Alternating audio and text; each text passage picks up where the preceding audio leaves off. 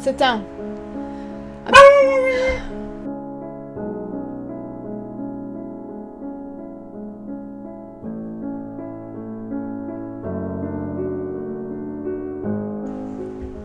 Hi everybody, welcome to the show. Today is episode 85, and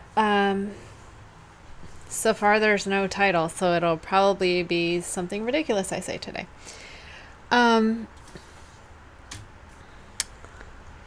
I have a new foster dog. He's over here. He is a white poodle and he already bit me. He didn't break skin, but he got me here and here earlier this morning, so I'm afraid of him now. I don't normally get dogs that bite, and if I do get dogs that bite, they're small dogs, like Lola sized, so the bite is nothing, and he is a miniature poodle, but he's about 15 pounds, so he's a little bit bigger. Lola is 6 pounds. Little Lola is 6 pounds. So he's like twice her size. And I get a little nervous once they start biting me. And he's a little jerk. He clamped down on my arm. I said, ow, let go, and he didn't. So then I pulled, he went at me this way.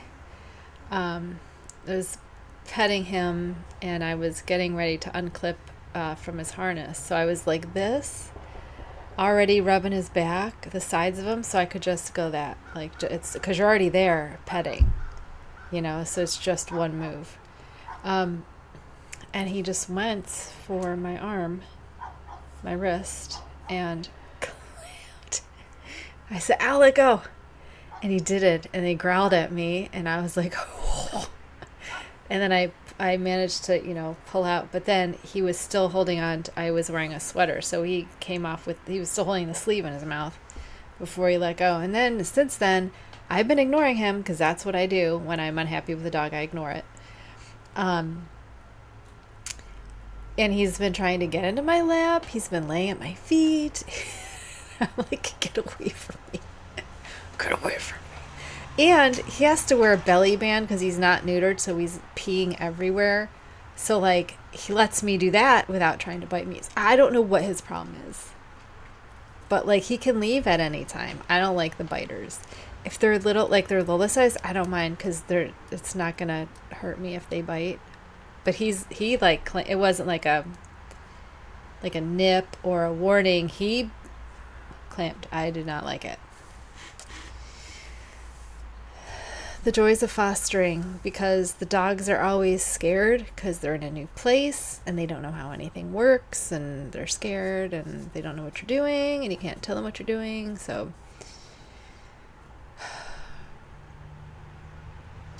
I don't think he's like a crazy bitey dog. I've had those dogs that bite you for no reason. I was worried that he didn't give me any warning that he was going to bite me. Oh, that's the only thing that he must have been really scared. But he did. His body language did not look scared, or I would have backed away. So it's a mystery. But I have had the ones that just bite for no reason, and those are scary. I like the ones that are going to growl and bark at me, because then I know I won't even try. You do whatever you want to do. So we decided we're just going to let him out, since... if you can see right there, there's part of a fence doesn't go there, but we put it up there, and there's like five rails. So the little ones can't jump over, but that one fell down. So that's the fourth of 5 that's missing. He could probably jump through there. Then he's in the front yard. And then he's still surrounded by the white fence until he gets over to the driveway. So if he goes that way, that's where the really busy street is, and then we're 1 block from the intersection, and then another block from the highway. The dog we had before, you can see behind me these picket fence. This is 4 foot high in the toppest, because I don't know if you can tell, but it's kind of scalloped. So there are points here, and then it goes down to the next point. So there's like a gradual, I don't know if it's highest at the 4 or lowest at 4. I don't know. But anyway, the last foster I had, who was also a miniature poodle, but he was only 4 pounds, could go right between the slits in the fence. Like just went, pfft, and he ran off.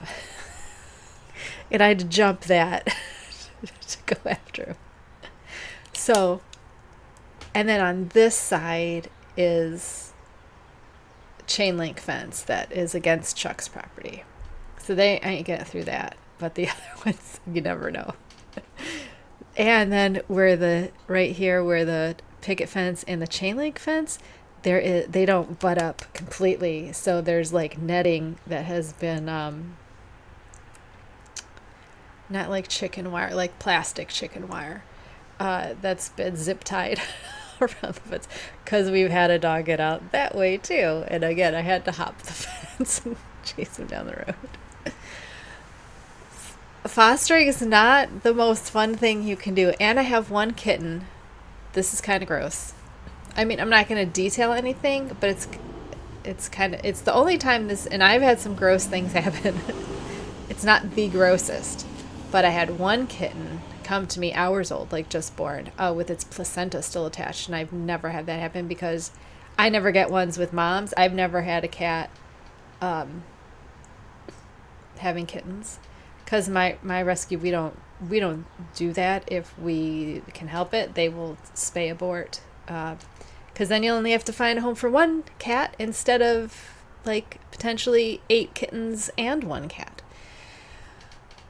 So this is from a feral colony, and the caretaker apparently didn't know what to do. And I'm like, if you take care of a colony, you should probably know what to do.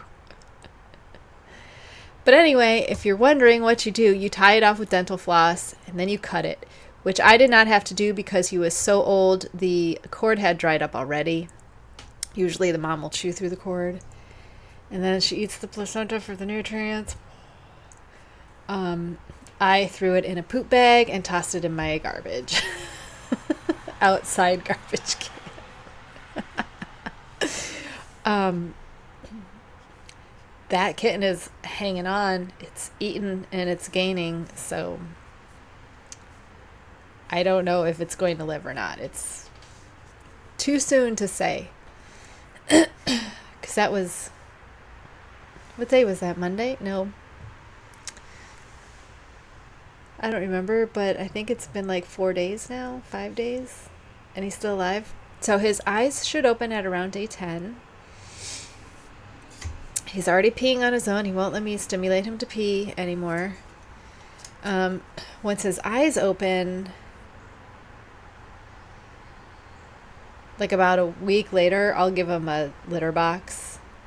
He won't start to use it yet, but I'll put it, after I feed him, I'll put it in there, and then he'll start to understand that he has to pee in there.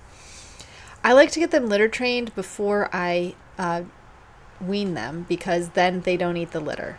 Because they don't know to, and by the time they're knowing to start trying to eat things, they already know they go to the bathroom in the litter box, so they don't want to eat it, which is a fantastic way to train if you get them that early. Anyway, probably lots of fostering crap you didn't want to know about. Anyway, it is a nice day today. It's like 80 degrees, I think, but it's like overcast. 77, and it's overcast. So it's not like really hot. It's actually pretty nice.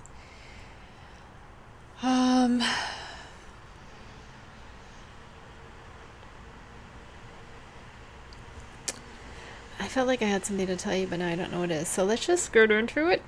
So I am wearing a cropped version of my worsted knit top that you can make using the Girly Knits a bra top pattern. That is made bottom up, and my version is top down, but I only make it in my size.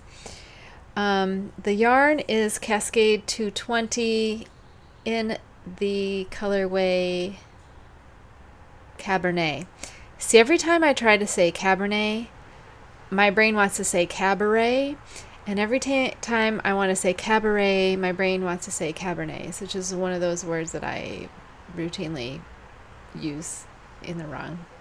But it's Cabernet. Cabernet.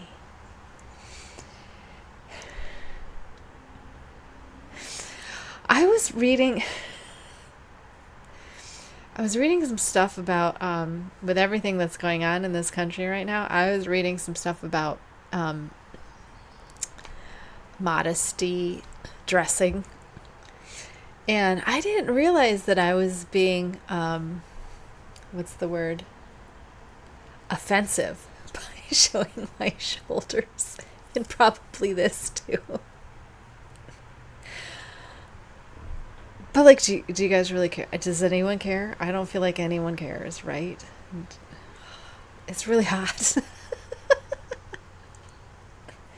I think it's ridiculous to hold women accountable for what they wear if other people are uncomfortable with it. It bothers me. It really does. I'm not bothered by what anybody wears. In fact, what's his name? The Look at My Holes guy? Are you just envious of his like fabulousness and how comfortable he is in his own skin? Like, does he say like why the shirt is made for a toddler? I still haven't made that shirt yet and I want to so bad. That's gonna be probably in my fall stuff. It's like it's toddler size, but then it fits you or something. He did on his Instagram and I was like, why can't I have that kind of confidence?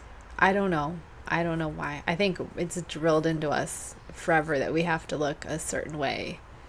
And when we don't look that way, we feel it's like a moral failing.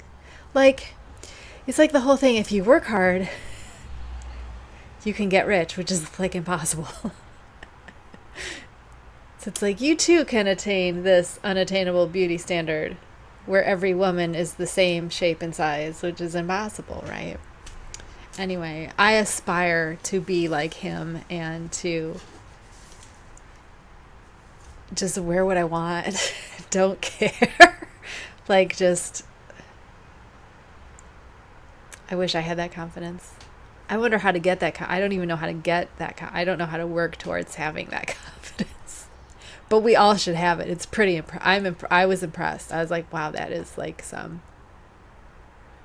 was envious. And I'm not envious of a lot of people, but I was envious. Like, I want to feel that too. Anyway, should we get into things? Start with whips. Oh, I don't have any finished items. I do have squishy mail, and then I have nothing to talk to you about. This is the summer lace top. What is happening?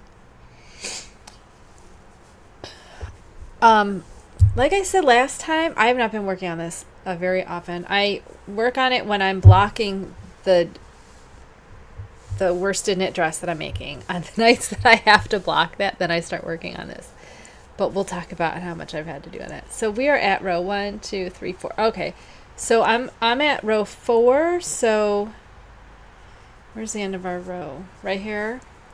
Then it's time for our next, for our second,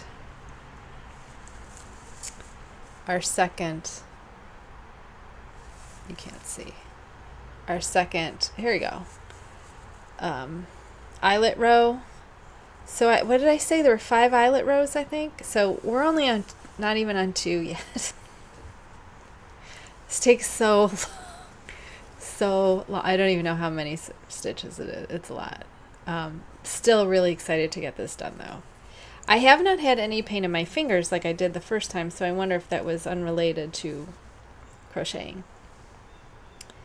Maybe it was something, so it'll look like this. So there's a deep V.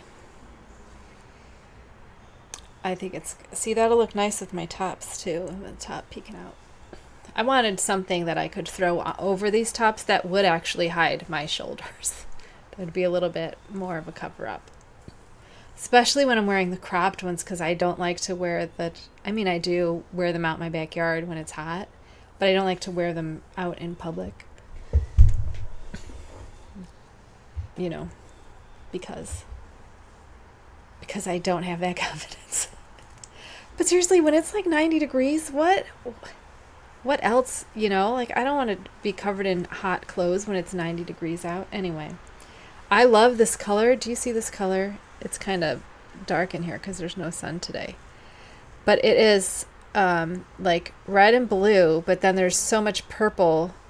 But you do get like specks of red. That's full on red.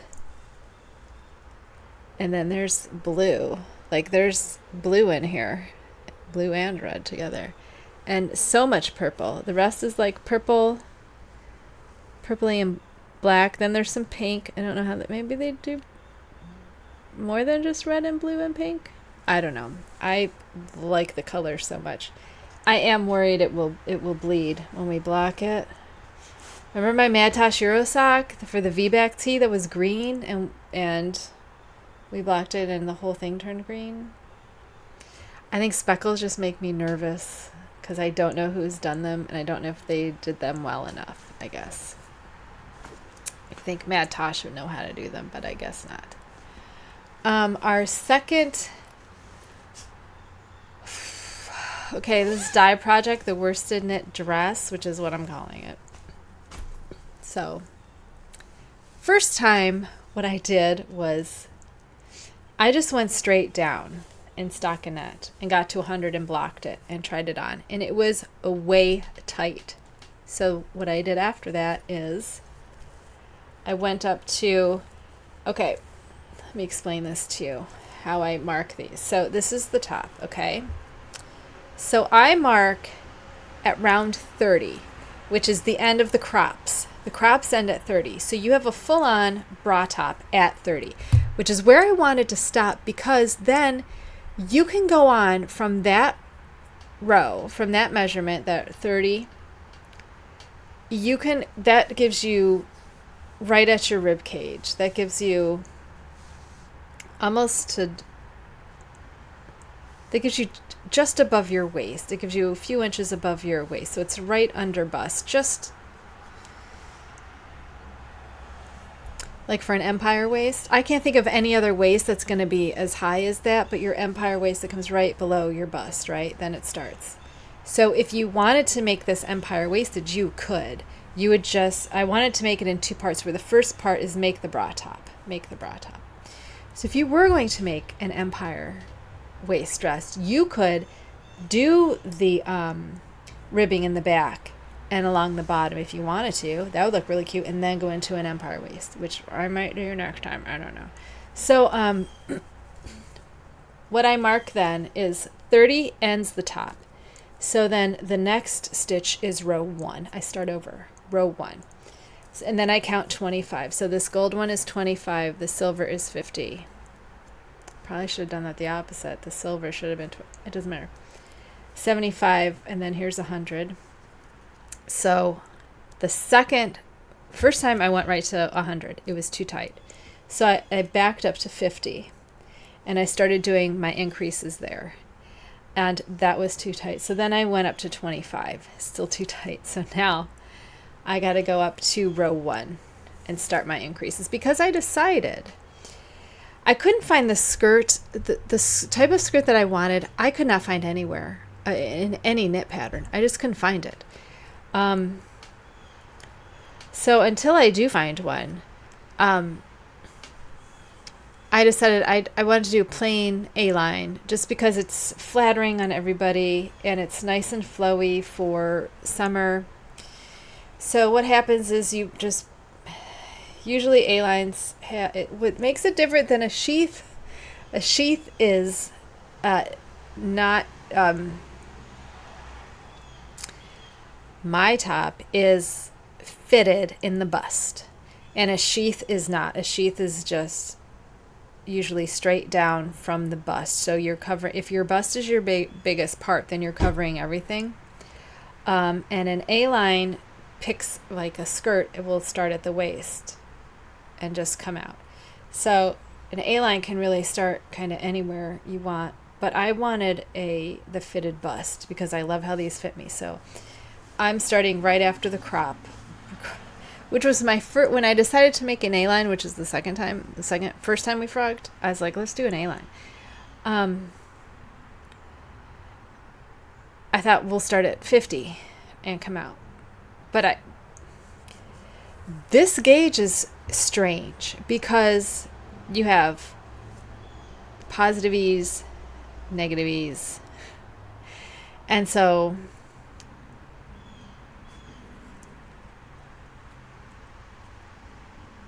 the gauge stretch is different than the unstretched gauge. Okay, so like if this is laying flat and it's not pushed to its limit, you know, it's not being stretched out like this.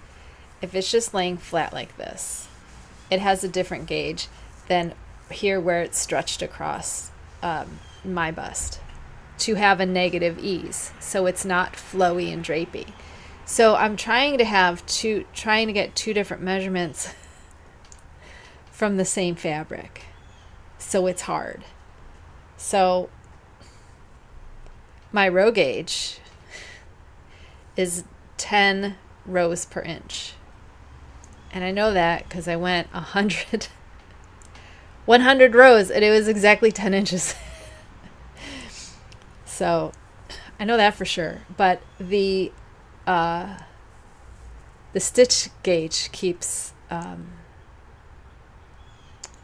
which I figure if I know the absolute zero, I guess I have to know absolute zero, and then figure out that this top would be negative ease and how much negative ease it is, because I don't want to change the fit of the top because I already know I love how it fits. And I do want the dress to be drapey, but not in that spot. I want that to kind of anchor the dress. So I figure if we have that all anchored in, I'm wondering too if I should go back and do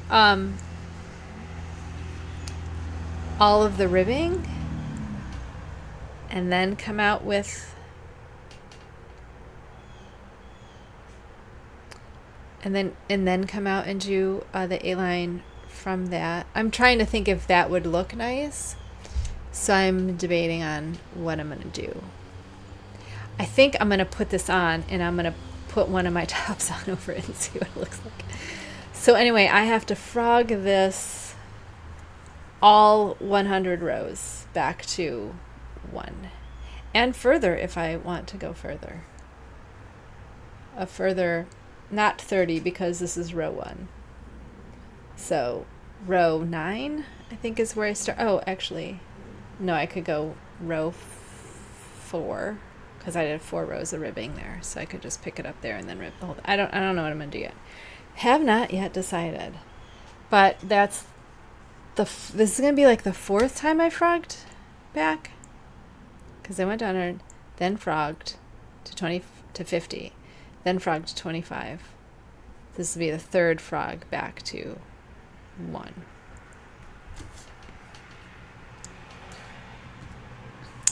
Although, if you want to look at the speckling, which we probably should, because I don't think I talked about the speckling last time, and how it changes. I'm just, my increases are 4 stitches every 7th row. So you can see that it changes, how many you get changes. So it looks like it's getting darker on the bottom, which is pretty cool.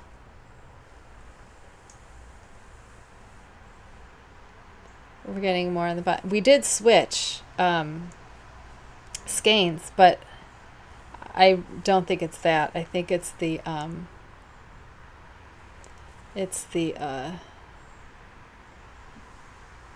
stitch count. Is because every time you mess with the stitch count, you're going to change the color pattern. So anyway, still want to get it done. I'm still excited to get it done. Excited to have it. Oh, also, I didn't bring it in here. This is the old swatch, remember I told you that I found that fit gauge for the cotton. I made another one and didn't bring it in here, but I got 24 stitches for 4 inches, and that was on a 3.25 needle on the cotton. So I did a swatch above it. I just do like a row of garter, and then a couple rows of garter to delineate, and then I'll do then I did the 2x2 ribbing. I think I did 26 of those though, so I could have the knits on both sides of the garter. So I could have garter on both sides and then knit, and then the garter for the ribbing. Does that make any sense? Or the purl for the ribbing. So it would be easier to measure. I made the swatch and blocked it and didn't measure it yet. Because I blocked it the same night I blocked the top. Not because I blocked the top last night, but I blocked it before a couple nights ago, and I blocked that swatch. And then when I got up, I immediately went back to work on the top or the skirt or the dress, and didn't even bother with the swatch at all. Okay, so today I have squishy mail for you. We're going to start with Forbidden Fibers. They are retiring one of their bases. I think it's Beautitude, which is what these are. 80% superwash merino, 20% nylon, 328 yards per 100 grams. So this is Beautitude Sport Weight. I think they also have DK. I don't know if it's on fingering too. I don't even know if they have any left. But they have the clearanced all of this base. And this is called Henchman. And it is gray and green. And it's like a bluey green that I love. Like a really dark, so you got the really dark and then the kind of bluish. It's a cool tone. Here you go. Yeah, here you go. You can kind of see like a turquoisey, not really turquoisey, but the turquoisey feel. Not that it's turquoisey, but it's like a bluey, a minty, cool toned blue. I have no idea what I'm going to make with this. Probably some sort of shawl. Or something. I don't know. Maybe a top. Not a tight top, obviously. Not shorts. But I love this. I love this color. And these skeins do look very similar to each other. I got two skeins. And then I got 2 skeins of what was labeled as a muck, but then mine says, this says a muck. But then this one says Mulan. They both say Mulan. Oh, look, maybe she just put the wrong thing. I don't know.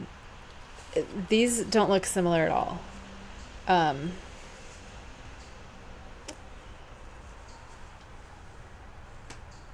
I don't know if it's the way they're. I just don't see the pink in this one that's in this one, and I don't see the green in this one that's in this one.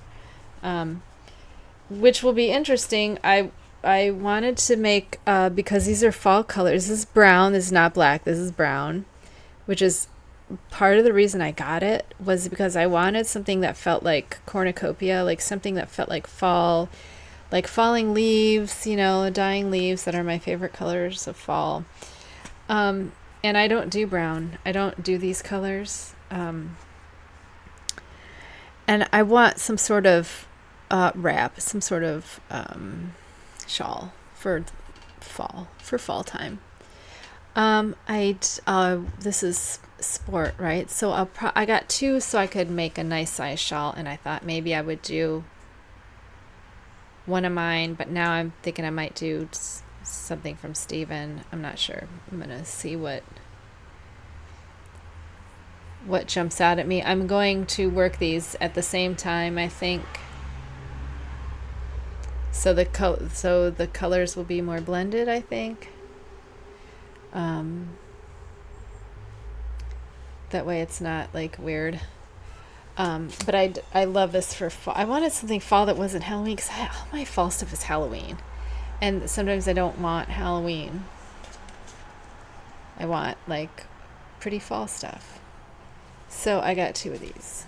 2. Okay, that's forbidden. Oh, she also gave me a... Did I put it away? Oh, here. A Progress Keeper. Harry Potter. It looks like Hufflepuff, I think. Which I'm not that. So I was thinking we might do... we'll put this for giveaways at some point. We'll do that. Okay, so my other squishy mail is from Cornbread and Honey, who is local to me, local-ish. Right? I think she's in the same county or the next county over. She's in the same general area. She had a, she's getting rid of some stuff, so she just had like grab bags, like mystery grab bags. So I was like, okay. So this is the full skein I got. This is 80% superwash merino, 20% silk 2-ply, 400 yards, 100 grams. It's called Mermaid Breeze. And remember last week I was saying I've never seen white yarn. This is as white of a yarn as I have seen. And it's still creamy, but it is a very muted creamy. I wonder if that's the silk in the base. Could that be the silk in the base that makes... Because I don't work with silk, remember. Silk is one of those... I don't like that the worms are harmed. I would use silk if the worms weren't harmed. If they could tell me for sure no worms died to, you know... Well, I mean, obviously, some of them will die naturally, but, like, they're not purposefully killed off so we can have silk, because I don't like that kind of stuff. It's got black speckles, purple speckles, teal speckles, blue speckles, red? Some red or just magenta? I can't really tell. So I don't know what I'm going to do with this. No clue. No idea. Probably a shawl that I'll make for somebody. I also got... There were a lot of minis. These are not all the minis, because these are the ones that I liked enough to keep. The other ones I put in my dye box. I have like a dye... a box for over dyeing things. So some of those went in there. So these 3 are single ply. So these are same base. And I thought these would be cute together because they're... that's like a, not a mint green. It's like a grass green, like a light grass. It's not mint. It's a warm green. And then this is a baby blue. And then this is like a still a magenta, a light magenta. So I thought those would be cute, but with 246, that's 60 grams because these are 20 gram minis. So I don't know what to make with that little bit of yarn. Then I got these, which actually have stuff on them, so I can see they are all the same base, 20 grams, 93 yards. Looks like these were for some sort of advent. So I had a bunch of these, but they didn't all match. But these 3 match. So I have this teal. I can make this teal. So I was like, well, I've already got 3 parts of a fade. If I do 2 more, that's 100 grams. So this is going to be a dye project. We're going to dye 2 minis to fit in this fade. So... I think that's going to be fun. I have like a half cornbread and honey fade, and the other half will be me fade. So we'll do something like that. I think that'll be fun. Then maybe make an Eleanor. Maybe an Eleanor or a Carrie. Maybe either of those. Then I got this adorable project bag. I love the Cheshire Cat. This is from Fate's Thread. And there are Heidi and Lana stitch markers in them. A little turquoisey, kind of. It's a little bit more green than turquoisey. Maybe an adventurine or something like that. I'm not good with rocks. I'm not good with those. I don't know what color they are, but I'm very excited to use these. So next week, I don't know if I will be done with the dress enough to go over. I know I had said that's what I was thinking of doing on next week's episode. It's going over what I did with the dress.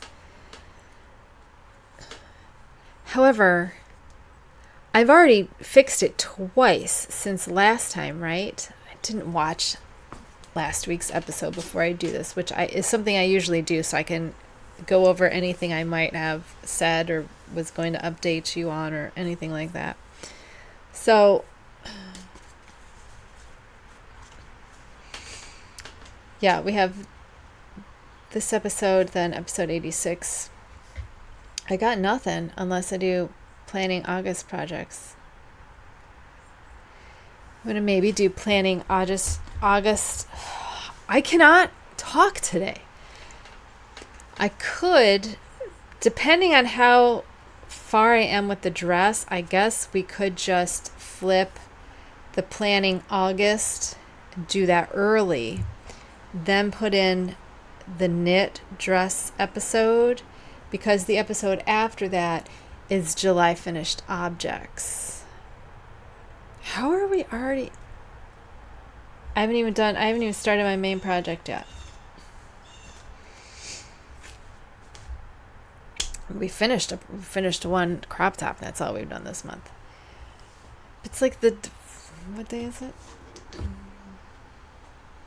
13th. Lucky 13.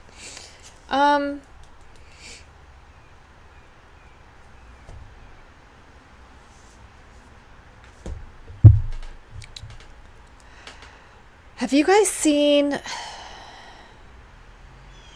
what's his name? I'm switching to Stranger Things now. Eddie. You saw the thing with him really playing the guitar, right? Okay. Well, today I saw something from him from a con where I guess he was being treated badly by the staff of the con. And it was in England. I mean, I'm assuming it was in England because everyone talking had English accents. And I can't imagine they would go from England to here. You know? So it had to be. I'm assuming it was English because the lady talking to him had an accent. I don't know. I don't know where the con was. Anyway, there's a video on Twitter of him being badly treated by the staff the day before. You like Stranger Things, right? Like you're interested in this, right? So I guess they were treating him like a child, they said, and they yelled at him for taking too long with the people that had paid to get, one-on-one pictures with him. And so this woman was talking and she was thanking him for coming and putting up with all that, basically, and that they really appreciated it and how much they love Eddie, and he was like getting misty-eyed over it, and it was like the sweetest thing I ever saw. And now it makes me like him even more, and I'm worried they're gonna bring him. He's gonna be in next season, and I'm worried about it. I'm worried about what happens if they bring him back next. Are they gonna bring Argyle back next season? I did not not a fan of Argyle. Not a fan. He was so annoying. I think I don't like the pot smoking stereotype. I absolutely hate it. I really absolutely hate it.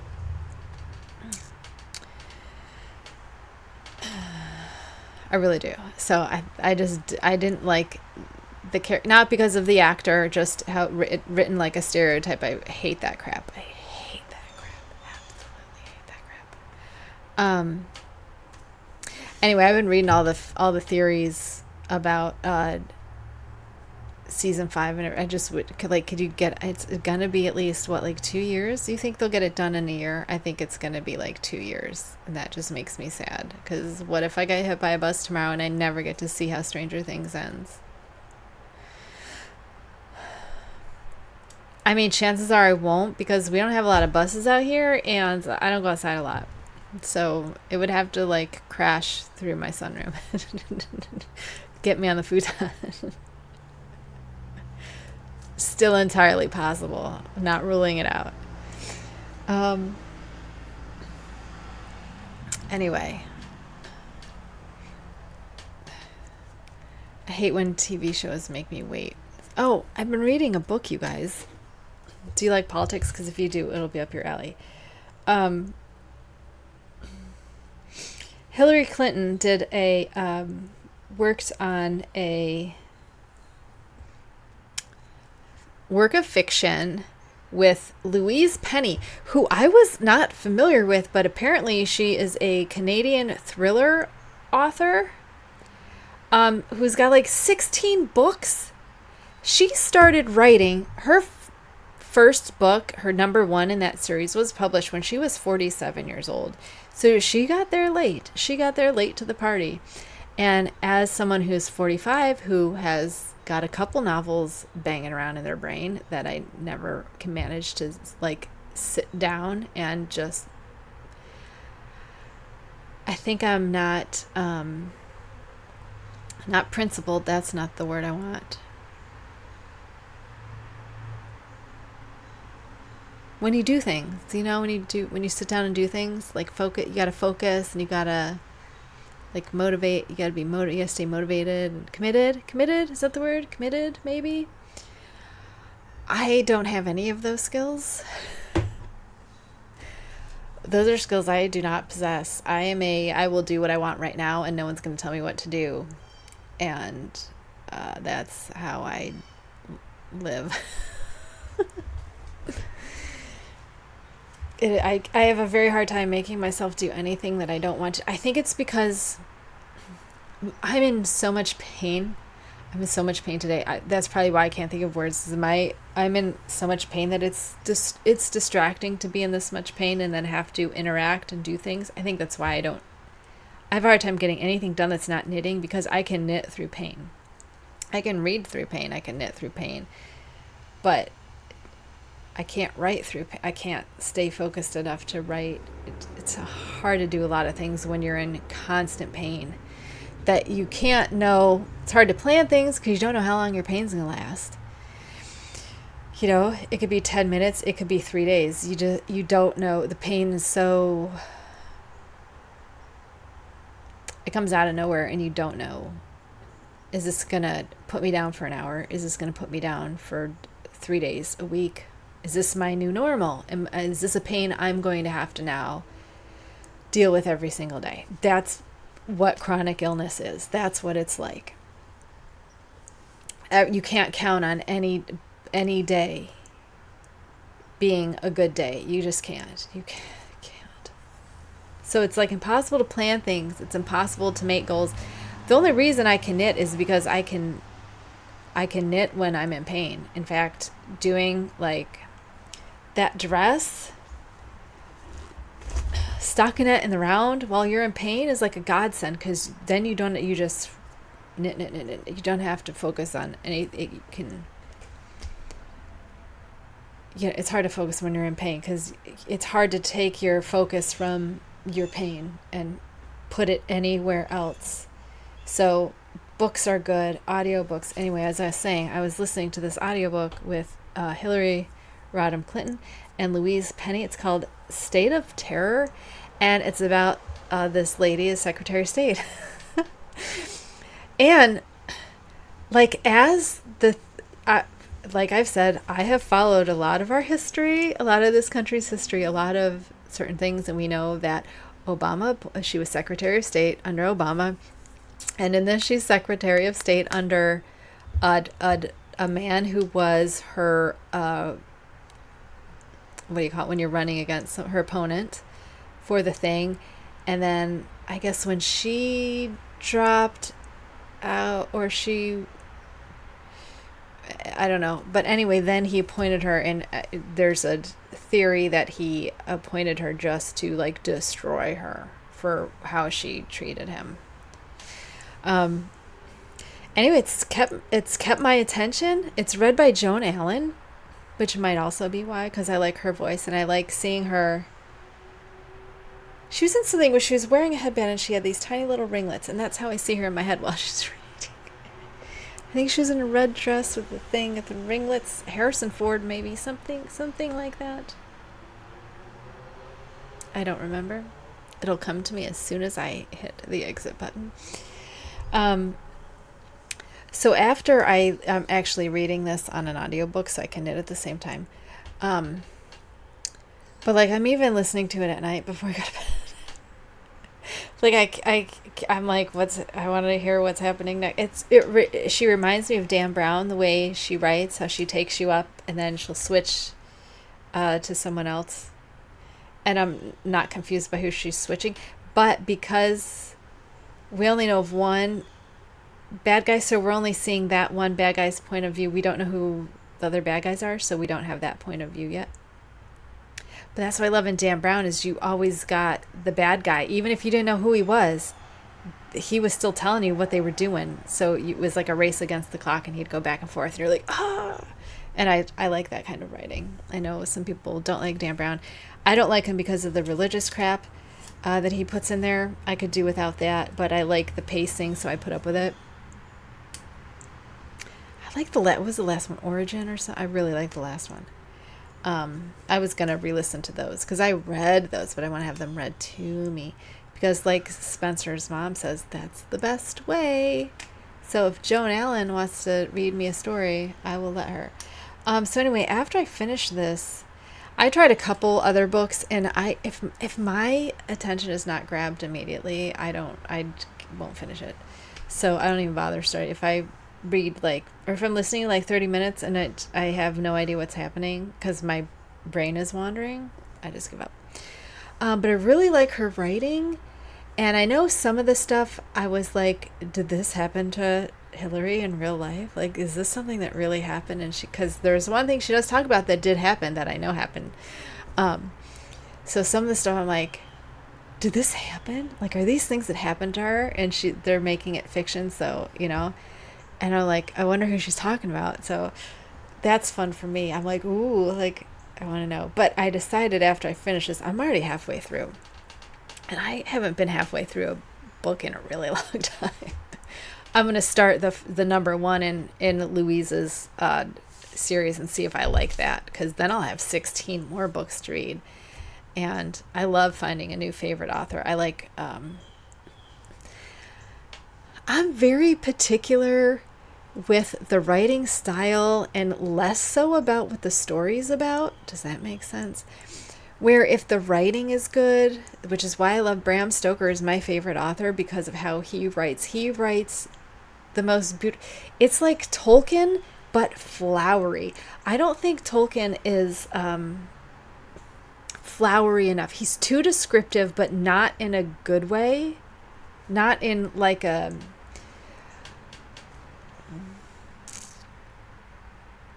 flowery, you know what I mean by flowery, like making it pretty, making it like when you say the words, making it sound nice in your mouth, making it sound nice to your ears, just making it pretty and setting a scene that's beautiful.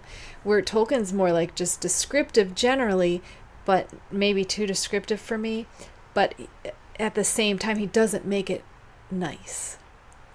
Does that make sense? There's another lady who is a French writer, and she wrote a book called The Elegance of the Hedgehog, which is probably my second favorite novel and that's translated. That's translated from French.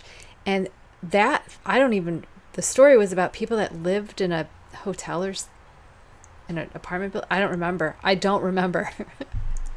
But the words were so beautiful. Everything was written so beautifully that it felt like I was reading a novel made out of poetry.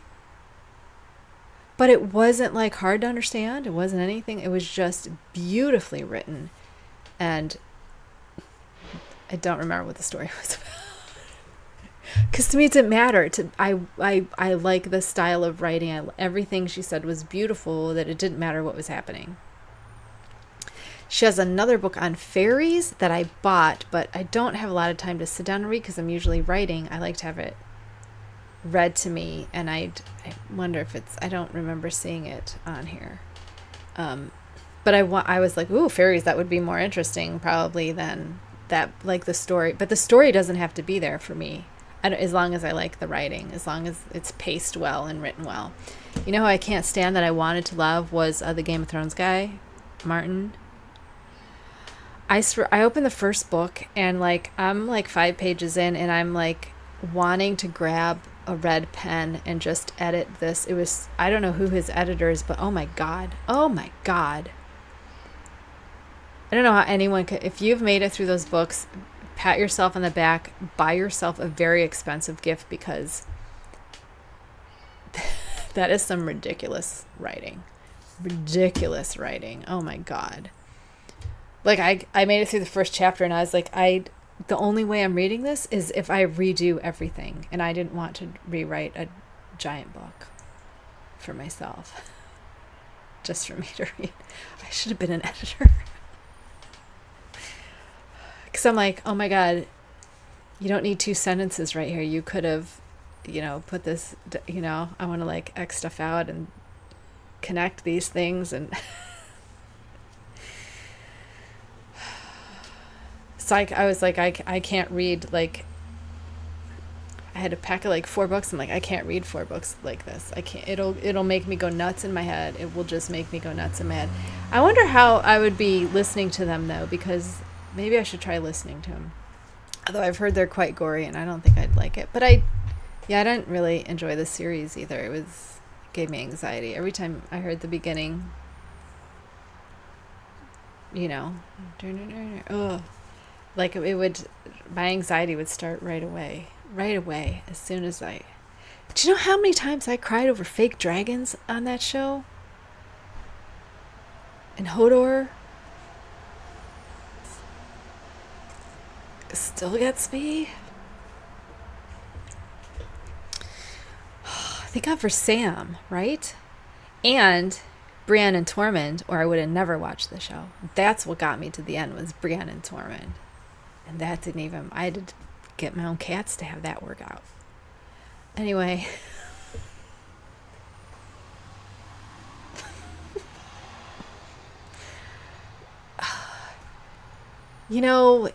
If you're new here, I am ridiculous. And if you're one of my 10 regular viewers, that's what you're here for, I guess. I'm not quite sure. Does it matter? I don't think so. Nobody watches me anyway, so it doesn't matter. So it is. But next week we'll have maybe, what'd I say? I don't know.